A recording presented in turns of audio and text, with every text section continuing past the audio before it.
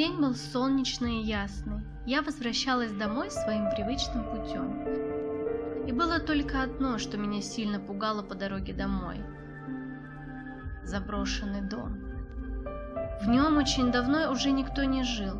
Он был настолько старый, что даже местные бездомные не хотели его заселять. Боялись, что он просто рухнет, когда они будут спать. Я шла не спеша, подняв нос к солнцу, чтобы прогреть его и заработать веснушки. Это моя особенность, когда приходит тепло, у меня на лице появляются веснушки. Вчера мы с Адамом поругались. Я решила продумать план, как бы нам помириться. Он, конечно, тот еще забияка, но все же он был одним из первых, кто заговорил со мной, когда мы только переехали в этот город. А через несколько встреч он подарил мне кольцо в знак нашей дружбы. Я давно хочу его повесить на шею, потому что оно чуть мне великовато, и я очень боюсь его потерять. Это кольцо – мой талисман. Погодите, что это? Зачем ты туда идешь? Я увидела мальчика лет 7. Он как завороженный смотрел на заброшенный дом и медленными шагами шел к нему. Это же опасно! Он может пораниться, решила я. Мальчик! Эй, мальчик! Похоже, он меня не слышит. Слишком шумный ветер на улице. Как же мне не хочется приближаться к этому дому. Но что поделать, я не могу допустить, чтобы на моих глазах кто-то пострадал. Я быстро перешла дорогу и направилась в сторону мальчика, стараясь еще раз его окликнуть. «Мальчик, ну сколько можно? Не надо туда ходить! Этот дом слишком старый! На что ты там уставился?» После этого он остановился. Я была рада, что он услышал меня, но он не обернулся, так что я хотела тронуть его за плечо. Я уже почти приблизилась к нему, как он резко сорвался и побежал. «Нет, постой!» – кричала я. «Остановись, там опасно!» Я перевела дух, сжала кулаки и ринулась за ним. Мальчик бежал в дом. Я собралась с мыслями и переступила порог.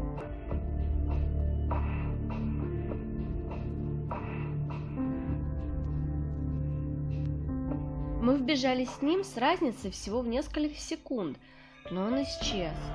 Я стояла как вкопанная и не могла понять, где он.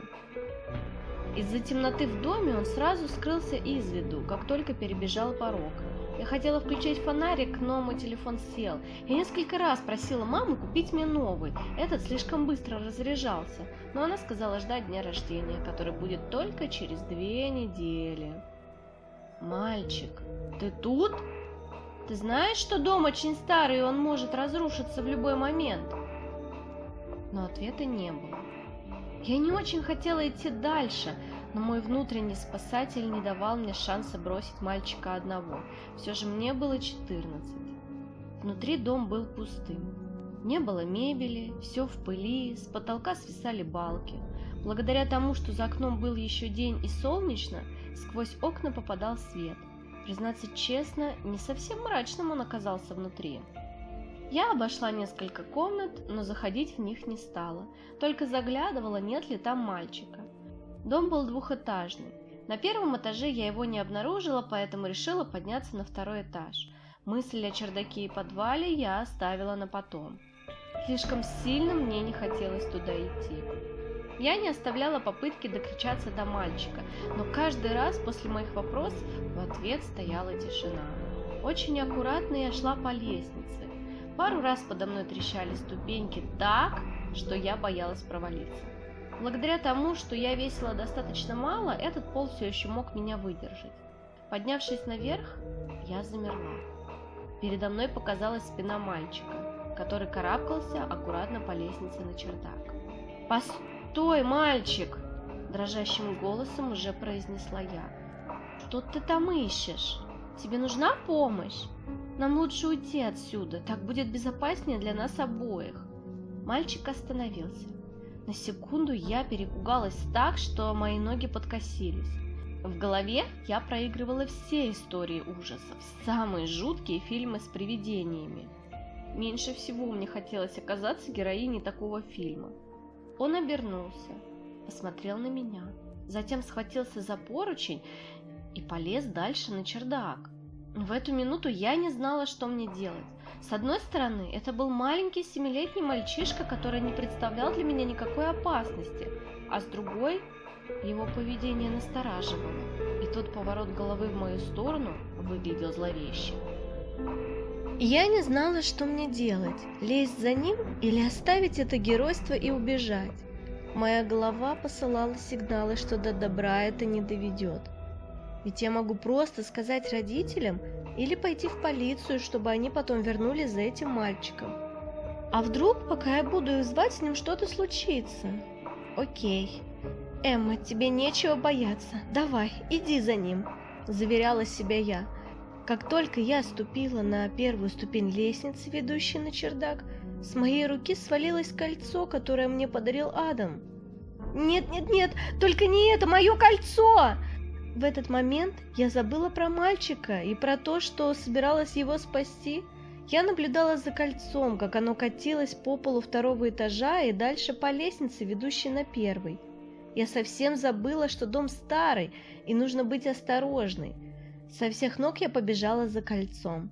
Потерять его означало бы навсегда рассориться с Адамом, а он был моим единственным другом.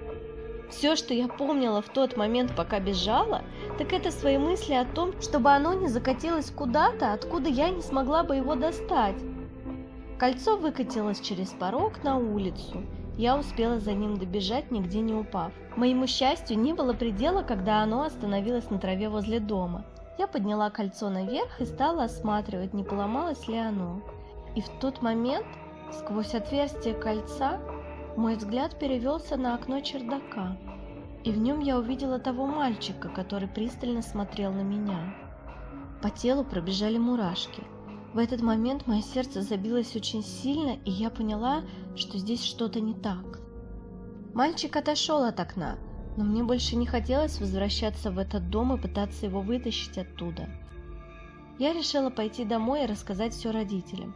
Признаться честно, на душе был осадок и желание поскорее оказаться дома. Придя домой, я поняла, что родители еще не вернулись с работы.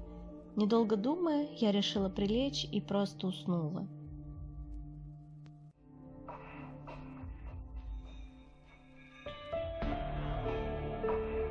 На утро меня разбудила мама. В доме громко работал телевизор. Она звала меня снизу и говорила, чтобы я быстрее подошла к ним и посмотрела новости. Сонная я спустилась. Она меня обняла. Я смотрела в телевизор, где показывали тот старый дом, который почему-то был оцеплен. Там стояли машины скорой помощи и полицейские. Ведущая новостей сообщила, что в этом доме было найдено 5 мертвых девушек примерно моего возраста, что следствию пока не удалось найти убийцу, и о ходе дела нас будут держать в курсе. В этот день мама отвезла меня в школу на машине и сказала, что заберет из школы тоже, чтобы я не шла домой одна. Мне было очень грустно и в то же время страшно, ведь буквально вчера я была там, а что, если со мной могло что-то случиться? Придя в школу, я решила помириться с Адамом и обсудить случившееся. Думаю, весь наш район смотрел утром новости. Но я обошла всю школу, а его не нашла. Начались уроки, а его парта была пуста. Прошла неделя, Адама все не было в школе. Я решила спуститься к малышам в начальные классы и разыскать его брата. Я его никогда не видела, но знала, что Адам был старшим.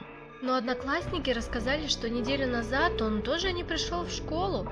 Сказали, что, возможно, они с родителями переехали. Оказалось, что Адам и его брат перевелись в нашу школу за месяц до того, как пришла в нее я. Меня очень расстроил этот момент, что он уехал и даже не попрощался. Придя домой, я включила телевизор, и там по новостям показывали кадры прошлой недели с места преступления.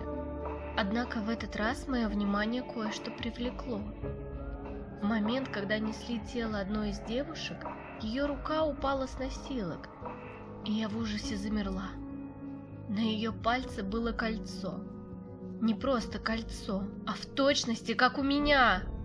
Я быстро побежала в комнату. Мое кольцо лежало на полочке. Я схватила его и начала внимательно изучать. Нет, я не ошибалась, оно было точно таким же. Я вспомнила слова Адама, когда он дарил мне кольцо. Он говорил, что это особенное кольцо, и он дарит его только тем, кто ему очень нравится. А еще на нем была отметка, цифра 6. Я тогда подумала, что это он специально набил ту цифру, потому что мы с ним познакомились в июне. И радовалась такому романтическому жесту. Но я ошибалась. Как сильно я ошибалась. Только сегодня я поняла, что цифра 6 – это не месяц нашего знакомства, а мой порядковый номер.